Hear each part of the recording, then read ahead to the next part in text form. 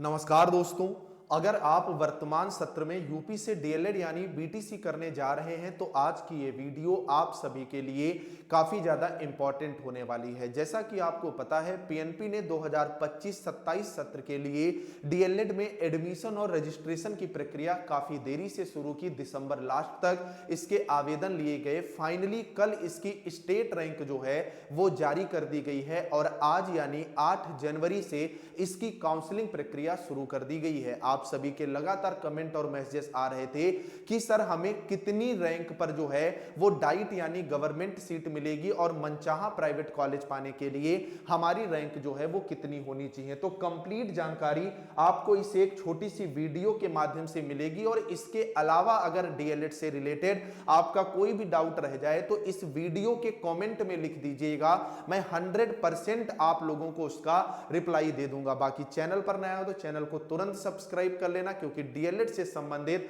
हर एक अपडेट और free classes के साथ साथ जब तक आप टीचर नहीं बन जाते ये चैनल जो है वो आपके साथ खड़ा रहेगा। तो सबसे पहले अगर मैं आपको दिखाऊं कि डीएलएड की सर वर्तमान में प्रक्रिया क्या चल रही है, तो ये अंडर डिक्लेरेशन दिखा रहा है, यानी आज से आप लोग अपना कॉलेज जो है वो सिलेक्ट कर सकते थे और 2-3 दिन के अंदर आपका अलॉटमेंट जो है वो आपको अच्छे से दिखने लगेगा।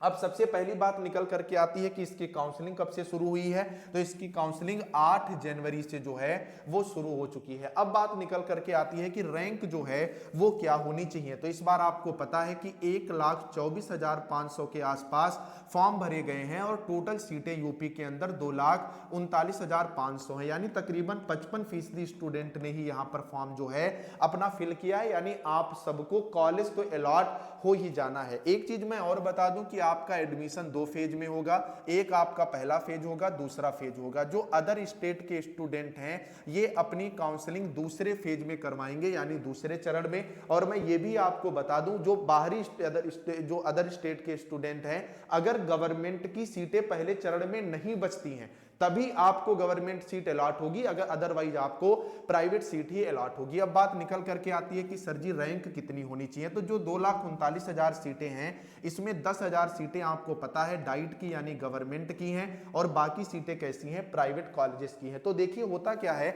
आपको डाइट की सीट मिले और आपके जिले के पास मिले, ठीक है, आपके जिले में या जिले के पास मिले। क्योंकि जैसे मान लो मैं लखीमपुर का रहने वाला हूं और मुझे डाइट की सीट अलॉट हो गई मैनपुरी में, मैनपुरी यहां से 240 किलोमीटर दूर है, आने जाने का खर्चा, रूम का रेंट, तो फिर इतना ज्यादा बेहतर नहीं रहता है। अब होता क्या है, जितने भी जिले हैं कहीं पर 200 गवर्नमेंट सीटें हैं, कहीं पर 100 गवर्नमेंट सीटें हैं, कहीं पर 50 गवर्नमेंट सीटें हैं, ठीक है। तो इस चीज को भी आप लोग बहुत अच्छे से ध्यान रखिएगा। तो सेफ रैंक जो है वो क्या रहने वाली है, तो अगर आप जनरल कैटेगरी से हैं और आपकी रैंक 5,000 के अंदर है, ठीक है, तो आपको गवर्नमेंट यानी डाइट सीट जो है मनचाही अलॉट होने की पूरी संभावना है। बाकी प्राइवेट कॉलेज जो है वो आप जो चाहोगे वो तो मिल ही जाएगा। बाकी आप ये भी जान लो कि जो आपको 5,000 रुपए यहां पर देने होते हैं, आपने जैसे मान लो 5 कॉलेज सिलेक्ट कर रखे या आपने 5 डाइट सिलेक्ट कर ली, अब आपने 5,000 रुपए कटा दिया, अगर उसमें से कोई भी आपको अलॉट हो जाता है